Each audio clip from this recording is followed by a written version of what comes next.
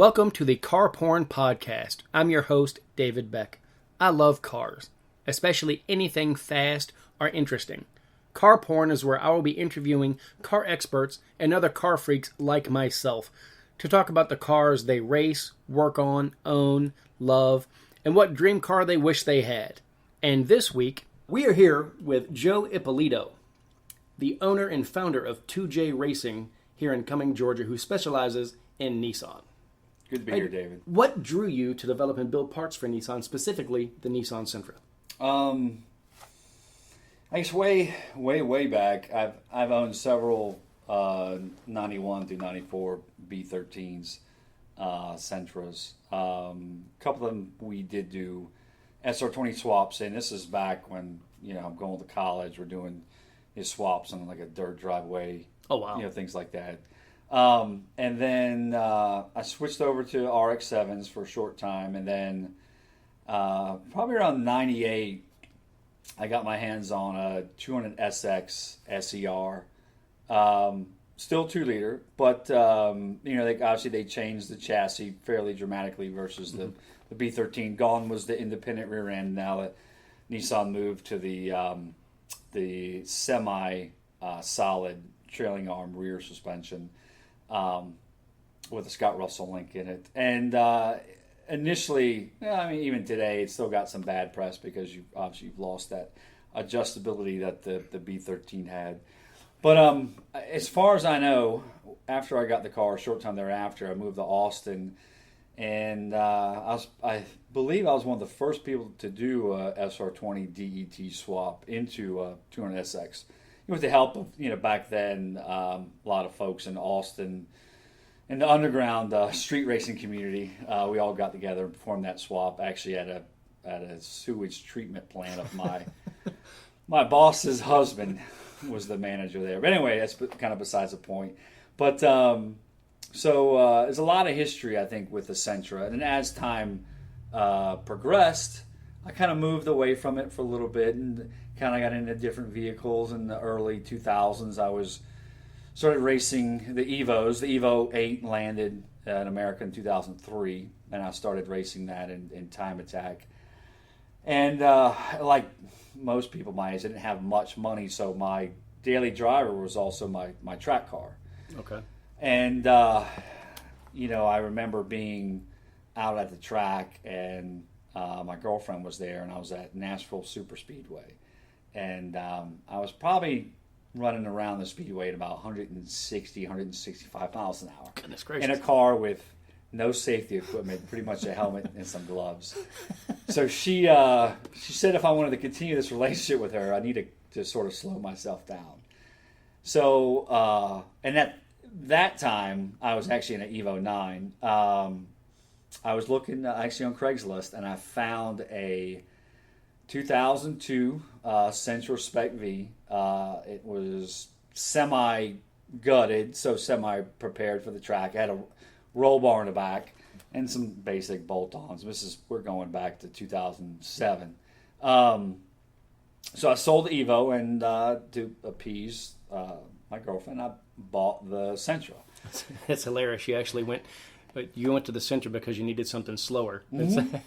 Exactly. She asked me to slow down. So I did.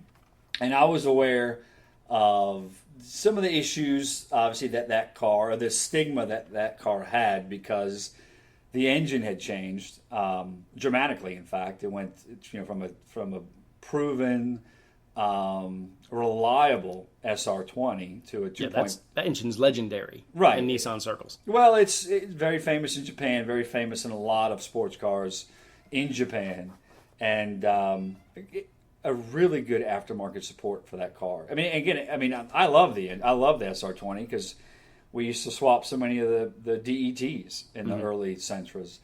So anyway, there's some reservations when I bought the B15 with the 2.5, and I was concerned.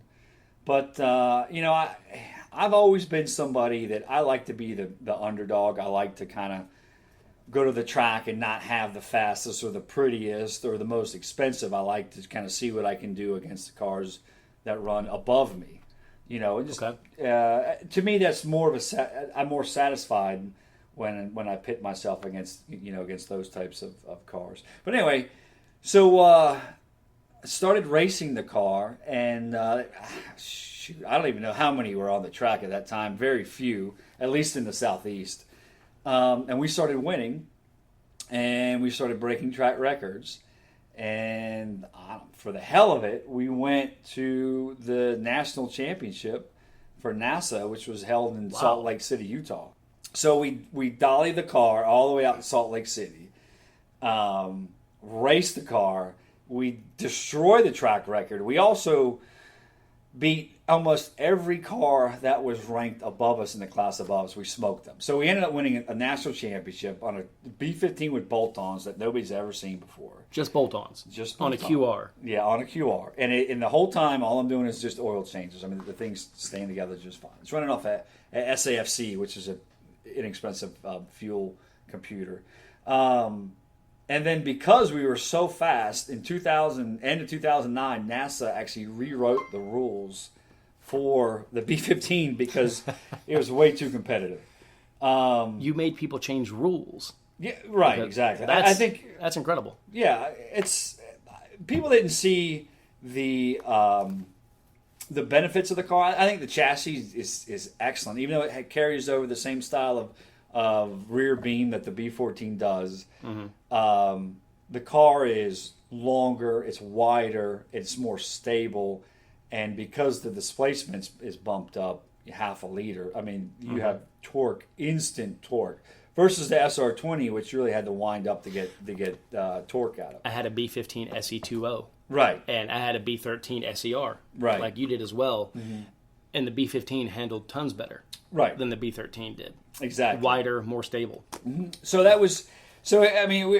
I mean, everybody was surprised. I couldn't believe it. People on the forums couldn't believe it. They thought maybe we were cheating, but anyway. You did. You had a B15. Apparently, that was cheating. They changed rules after that. Well, right, and there was still a lot of folks. I mean, back then, a lot of B13s are still running around on the track, and they still kind of look down at the B15, which happens somewhat today.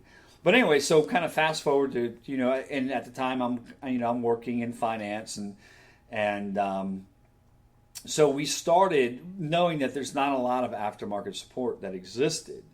And being in Atlanta, we started going around to machine shops asking them to make us just one-off little custom parts, suspension pieces, different components to get the car to get more track, to handle better, to pick up the grip, reduce some of the slip. We installed the panhard rod, got rid of the Scott Russell link in the back. Okay. Very simple things. Made some pretty dramatic differences with the car. So these pieces were of your design? Oh, yeah, absolutely. Like we sat down, we kind of came up with an idea. It was myself and Justin came up with these ideas and just put them into motion. But again, it was really just for us to see what we could do with the car. And then I remember sitting watching the Super Bowl, which I was bored off my ass. Usually that's how they go. Yeah, in 2011. And I don't know. We'd always, when we were going to the racetrack, we always talk about creating a company. But, obviously loopholes and hurdles and things you have to go through. And, having a full-time job, it's not really the most, the highest thing on your priority list. But anyway, so while I'm watching the game, I go to the Georgia Department of Revenue. I create an LLC. I log on to the federal government website, get my FEID number, and within a couple hours, 2J Racing was created. So basically, we have to thank a boring Super Bowl, possibly, for Mm-hmm. this. Right. So you got your start basically from starting to race, doing very well, surprising people, and making parts to make your car better. Yeah, right. And then you figured, you know what, I'll start my own company and find people who need parts like I do. Yeah, our goal was to make enough money to pay for the weekend at the racetrack. So a typical weekend run you about $800. Okay. So if we could, and we race maybe once or twice a month. So if we could generate enough revenue to kind of cover some of those costs, then it just makes it a little bit easier when you go out there and you've got some extra spending money. You're not so concerned about burning up a set of tires or something like that. You can actually push the car to its limits without worrying about what the budget is. You know what I mean? Yeah. So anyway, so that was kind of what the goal was, and our first product was actually the most basic thing you could think of, which was a shifter bushing. And in the first month, we sold out of all of our inventory, and then the next month we came out with the anti-lift kit, which is a little spacer that goes between the lower control arm and the chassis and the K member. Okay. That actually provides a little more grip out of the corner, increases the dive properties of the car. But when you're rolling on the throttle, it provides more grip on the front tires. A very basic design. Now, how did you figure that out? Do you have a background in engineering, or no?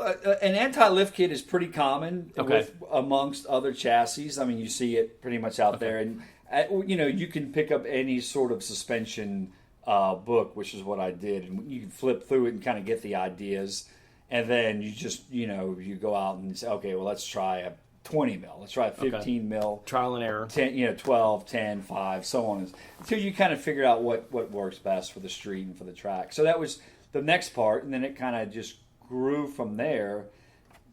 To kind of where we are today in 2015, where now we've got nearly 10,000 square feet of space. There's four lifts, an alignment rack, a dyno. You know what I mean? It's just, we cater to much more than the B15. We've got Ford parts that we have specifically for the Fiesta ST. That's a wicked little car. Yeah, Ford Europe did a great job on that chassis. Same thing with the Focus. Even today, we had a Focus ST that we tuned stock turbo, put down 370 foot-pounds of torque at the wheels on a stock turbo on pump gas. Goodness gracious! Which just bolt on. So you can see the climate's changing. We're getting into a lot of these smaller displacement turbocharged engines. It's kind of going back to where things were maybe in the 90s, where we saw these SR20s, DETs, and things like that. We're seeing kind of a focus on small displacement turbos. Okay, so you're at heart a car guy. You like a lot of different chassis, a lot of different things. You appreciate a lot of different things, but you focus mainly on Nissans, which is what you race. Yeah, that. Right. I mean, I think being a car guy, I'm not sort of segregated into specifically Nissan. I'll go to a track and I appreciate Corvettes, or I appreciate Integras, or I appreciate some of the other brands out there. There's, when we ran Global Time Attack this year in May, we were up against Acura Integra running a Rotrex supercharger. Wow. Very basic looking car, but it was freaking fast as shit. So, I mean, you have to appreciate that somebody can take an aging car like that, and make it capable. So, again, it's not like I box myself into just the Nissan stuff. I think when we started with the B15, it was so good and so underappreciated. I guess we knew that if we came up with just a few things, you can make that chassis even better. And you hit on something, because the SER has a rabid following. Ever since the original ones came out, the Nissan fans have been loving all of them and wanting a car to be as beloved as the B13 was originally. Well, right. The problem with the B15 isn't the chassis, isn't the way it looks. I think it looks incredible. Great. It looks sort of like from the front, the earlier versions, like a Japanese sedan. I mean, it's got sort of a GTR style front end. The biggest problem was really they reduced the rev limiter, and granted it's 2.5 liters, so it's a much bigger bore, much longer stroke, 100 millimeter stroke versus a square motor 86 over 86 for the SR20. But once they dropped it down, once it had this long stroke, large bore, a lot of people had some inherent problems with that engine originally, trying to push it like they would push the SR20, and it just out of the box, it just can't take it. And again, Nissan had problems. They had cap problems. They had ring problems. They had problems with the motors catching on fire. All those eventually were addressed. But I think once you sort of have that stigma placed on you, especially if you're coming out of an SR20, you really don't want to have anything to do with an engine like that, because you can't rev it, you can't spin it up, and it's not going to make the horsepower that an SR20 makes. That's what got me. When I had my 94, I was looking for another car, and I loved the SR. But the SER was coming out. And as I read up on the QR engine, a lot of people talked about, like you said, the pre-cat failure. The throttle plate screws had an issue at some point. Butterflies. Butterfly screws. And then they had the balance shafts a lot of people didn't seem to care for, that they seemed to take out of those. Now, being it had a lot of those early issues, what made you see the QR as a performance engine? What are its strengths?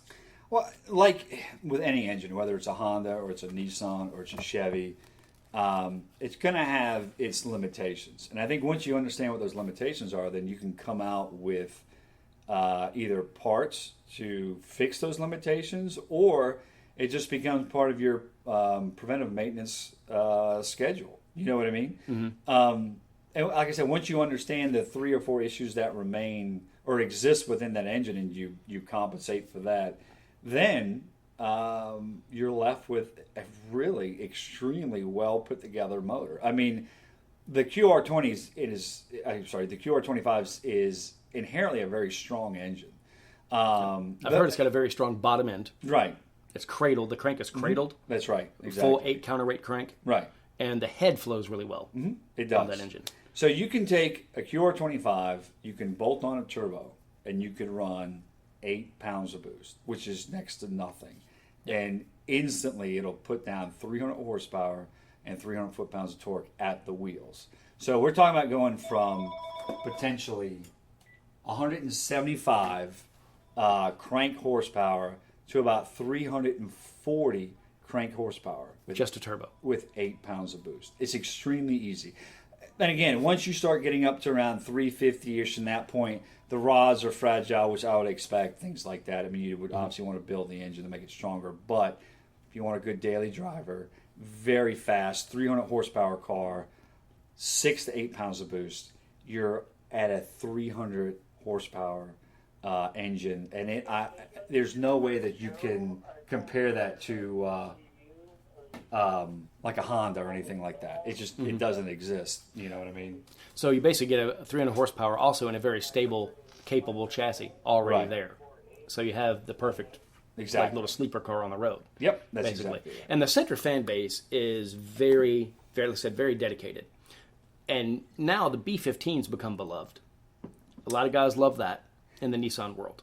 Well, exactly. Because as Nissan progresses, their cars sort of, whatever their, how do you say it? Whatever their halo car is, like the Maximus, and then they try to carry that shape down to the Ultima, to the Sentra, and so on. The B16 2007 to 2012 Sentra resembles sort of like a Maxima. I think that's what their plan is. Which I actually have a B16 now. Now you just got done tuning that. Mm-hmm. When I first came out, I didn't like the looks of it. I thought it was kind of hideous the way the character line, the belt line from the back to the front, and it stops right at the front door, and it doesn't carry onto the front fender. Never liked that. Now that I own one, and I love it. I love the way it looks. I love the way it handles. I love the engine. They did a lot of beefing up on that engine. Right. And they changed the rods. The crank stayed the same pretty much as far as... No, actually in the Spec V, it's a fully counterweighted counterweighted crank on that. So, wow. Right. That's pretty good. And they beefed up just about everything. And they even raised the rev limiter. On a compression ratio, is that the same or is that raised? No, it's higher. It's higher? It's 1 point higher. It's 10.5. Okay. So, I love the car. I think it's fantastic. Now, when you go on the forum board, stuff like this, there seems to be... The question is, B15 or B16? And it seems a lot of people can't seem to agree on it sometimes. Well, there's really 2 factors. You can get a B15 for under $3,000 right now, and there's obviously there's good aftermarket support with us and with other companies. Yes, very cheaply you can modify that car. B16s, your average Spec V is still going to run you about $8,000 to $9,000. Excuse me, and there's not a lot of parts out there yet for that car. What we've kind of found is as the price degrades to less than $5,000 for the price of the vehicle, then people have more. How would you say it? They have more money to spend on hopping up their car, right? So I don't think you're going to see a lot of activity with the B16s until the price starts to get down between $6,000 where people can afford the mods they want to put on. Right, exactly. I paid a pretty good sum for mine. It only had 46,000 miles on it when I got it. Right. I've never modded a car like I've done with this one. Namely, you're to thank for that. Because I actually called you before I bought my B16 to ask about the QR because I didn't know anything about it. And I knew the issues from the early edition. I don't even remember. You don't remember that? Yeah, it was very quick. I had called you because I'd seen you on the forum boards. I'm like, well, let me call him. He builds the QR. Let me see what he thinks. And you said, oh, the B16 motor is fantastic. Yeah, it's a giant improvement. And that's the main reason I bought the car, because I was worried about the issues it had in the past. And I drive 50,000 miles a year. My last car went 500,000 miles. So I need a reliable car. And you're one of the main reasons I bought it. And then I came in to say hello, since I was so thankful that you actually took the time to do that. I came in to buy a shift knob last year. I remember. And I went, hey. It was July 17th. Wow, that's a good memory. And I went, you know what? Threw me a crazy deal on a dyno tune. It made a lot more power than it did. I have your pulley. I got that first. Actually, I got the pulley first from you. You mailed that to me. I had that installed. Then I came in for the shift knob. And then I got the tune. And this year, I came back through. And I was like, you know what? It was doing a little bit of pinging. I put an intake on it after the fact, which I called you before I bought that. And you've always answered the phone and answered my questions without a hitch, which the customer service me is very important to me. Thank you. Once that is done, I'm a customer for life because that is what I look for. And so I bought the intake, and then I come back and it needed a little readjusting. You did that 2 weeks ago. And then I come back today to pick up some springs, because you taught me into that too. That's what we do. Because I'm replacing the struts and the shocks. And they're like, well, if you're doing that, you might as well lower the car. It'll give you a lower stance, look better, and increase your handling, which I'm always a fan of. And the kicker was you had better gas mileage. Slightly, yes. Because it's lower. And not as much air travels under the vehicle, increasing the gas mileage. So, and then you went, you know what? Let's go ahead and put it on the dyno and recheck it. We found out that the intake changed a lot of parameters on it. It did, yeah, It out absolutely. quite a bit. That's why it was pinging a little bit, because the intake that I changed after your original tune, and you found out. And so I'll let you say the numbers on that, what it came to today. Right, so you only have a short rim intake, a pulley, and our tune, and we're at 190 wheel horsepower. So that's somewhere around, I don't know, 220-ish, I suppose, crank horsepower with a very simple... With tune, pulley, and intake. I couldn't thank you enough for that. And the car's got 153,000 miles on it already. I've already done 50,000 miles since the last time I came here. Not surprised. Yeah. And you also, since as much driving as I do, my car is more of a daily driver, a long-distance driver, highway car. Right. More often. I don't race the car. Right. I've had a couple things on the highway here and there, but I haven't drag raced the car yet, or any of that, as far as on the strip anyway. I haven't done that. But you tuned it based on my driving style. Right. To keep it mild. Right. We've now, this is going into our fifth year of being in business and fifth year of actually tuning.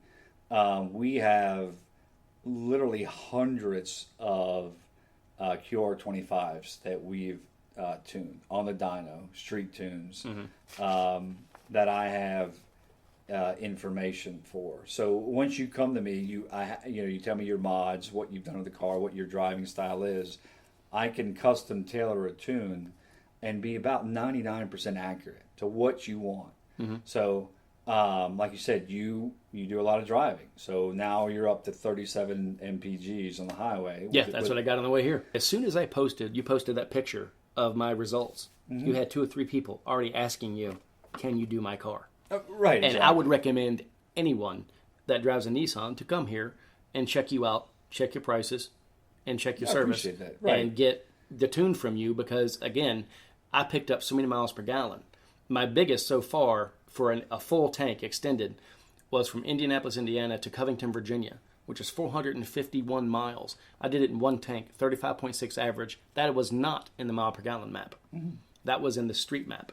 I'm not surprised. The regular.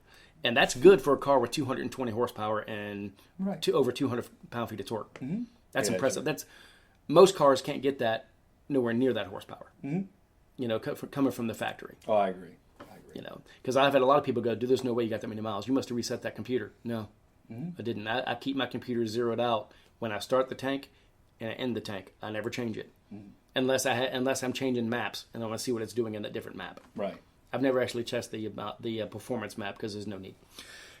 Because I'm going to be hitting it pretty hard if I'm in that one. Now, what's new at 2J?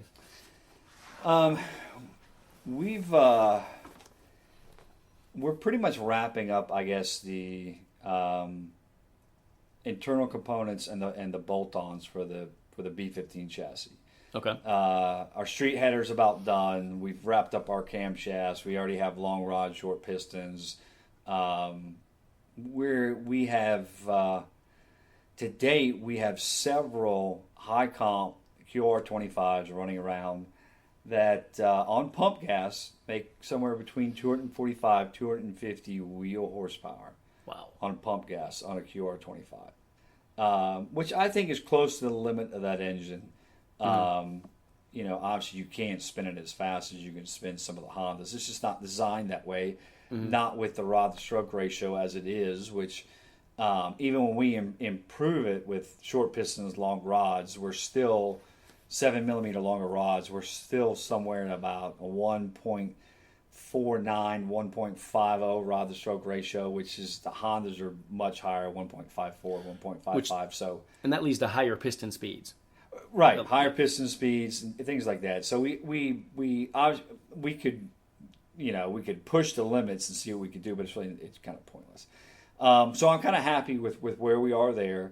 Our next and probably our final big push for the B15 will be a very simple, low-cost turbo kit with minimal piping that allow anybody to put down about 230, 240 wheel horsepower. Wow. On a B15. A simple weekend install. Everything comes in the box. I'm glad I don't have a B15 because I'd then be tempted. Well, eventually, like I said, once we finish up with these last few pieces, then we move. And with my personal car is a 2010 B16 Spec V. Then we'll move into that chassis. I think then the price point will start to dip to about $5,000 to $6,000. People have more discretionary income to spend on modifying their car, and then you'll see that's when we'll be getting pretty, much deeper into that chassis. I'm looking forward to the B16 stuff myself because, like I said, you just got one. I've already actually upgraded my car thanks to your B16 because I got the wheels off of yours. You did, yes. But we've designed special hush power exhaust, extremely quiet, that make way more power than what we've had before. We have 2 header designs that we're working on. Oh, that's fantastic. See, that's the exhaust and headers were going to get me again. Exactly. Yeah. And then we'll carry forward some of the components from that low cost turbo kit to the B16 as well. What's the possible power available to just bolt-ons for the B16? Going into, if cams, header, exhaust, intake, and a tune, we've finished one car that was putting out somewhere close to about 220 wheel horsepower. That's incredible. It was not an hour dyno. We do have the dyno sheet, but again, every dyno reads a little bit differently. Realistically, I'd say with bolt-ons, probably about 210, 215. That's really good wheel horsepower for an NA motor. Yeah, it is absolutely. And there's a lot of French Renault influence in the B16. A lot of things that I just think are kind of a little bit wacky. Most of that is in some of the chassis design, some of the bracketry, the mounts. It's just you can just kind of tell there's a different influence. Things I haven't seen before from Nissan kind of show up in the B16. It's not bad. I think with the engine, the things that needed to be fixed, they fixed. Outstanding plenum, amazing fully counterweighted crankshaft, a little bit higher compression, slightly better flowing head. All those things contribute to a bone stock B16 with a tune putting out high 180 wheel horsepower with a tune. Where with a B15 you need a lot of hard parts to get that done. Wow. You know what I mean? So typically bone stock B15 tuned is in the 160 range. So it already has about a 20 to 25 horsepower at the wheel improvement versus a B15. That's really good. And But now, it's heavier. yeah, it is. It's Heavier. It's a heavier car. And its proportions are slightly different than the B15. The B15 still has that classic look to it. My wife calls it the bulbous car. Right. The way it's so big up front. Like a cloud. But we now have knife-edged, fully counterweighted crankshafts for the B15 for under $500. Knife edge, which means trims out the weights. The weights. So it goes to the oil faster. Yeah, it's actually about 6 pounds lighter than a B16 crank. So less inertia, rotating mass makes Yep. the motor spin up faster. We You put that finished our 10-pound forged chrome ollie flywheel for the B15. We're going to be doing that for the B16 as well, too. That'll be probably in the next week. I think we'll post that 10-pound flywheel. So with you do a pulley, a flywheel, and that knife edge crank, you're going to be losing close to 15 pounds off the. Actually, probably I'd say about 15 pounds off of the rotating assembly itself. That's quite a bit. Yeah, yep. The crank pulley is 4 pounds. The flywheel itself, if we run our 10-pound flywheel, I got to think of it off the top of my head. I think somewhere around 8 to 10 pounds there, so that's 15. And then the crankshaft is probably another 6. So you're looking at maybe 20, almost about 20. Yeah. Wow, that's a lot of rotational mass gone. It is. It is. Exactly. So exciting stuff coming for the B16, which will make a lot of people happy on in the forum boards I agree. for Nissan. I agree. And now they're up to the B17. They are. Which are, have you worked on anything with that? No, we haven't. We don't have any here that we've been exposed to. I think we'll just kind of as we progress through the B16, we'll look at that chassis. Well, right now it hasn't been made a performance vehicle yet. Right. Like the SER spec Vs for the B15, B16. They're working on it with the Nismo B17. Right. Which they keep teasing us with. Yeah, the 1.8 liter turbo. Yeah, the MR18, yeah, MR18 DDT. DDT. Yeah. Exactly. That'll be fantastic. I'm looking forward to that one. That's rumored 240 horsepower. Yeah, that's certainly possible. Considering what the Juke makes on a 1.6, that's certainly possible. Well, thank you very much for being here on the podcast with me. I do appreciate it. You're welcome. Nice talking with you about cars. I can geek out all day here. Been here for a few hours already, enjoying watching you tune my car. Sure. Before I go, I do have to know. I wanted to ask this of every guest I have on here. What is your favorite car of all time? What's your dream car? Dream car's easy because it changes every year as technology progresses. My idea of a dream car progresses as well too, and I think that's just kind of how it goes. I mean, sure, there are cars that I'd love to drive that were developed years ago, the McLaren F1, things like that. However, that car, by today's standards, I think is still merely just adequate. Like with Ferrari has their 488 GTB, went down displacement, added turbochargers. It's a dramatically different car, 0 to 125 miles an hour in 8.6 seconds. Good Lord. It's unbelievable. And it's a progression for Ferrari. And I think, as time, and it's not like I love Ferraris, I just think for the money, I think that would be my dream car right now. And next year it may change. Maybe a McLaren, it may be, who knows? Maybe something from Nissan. I'm not sure.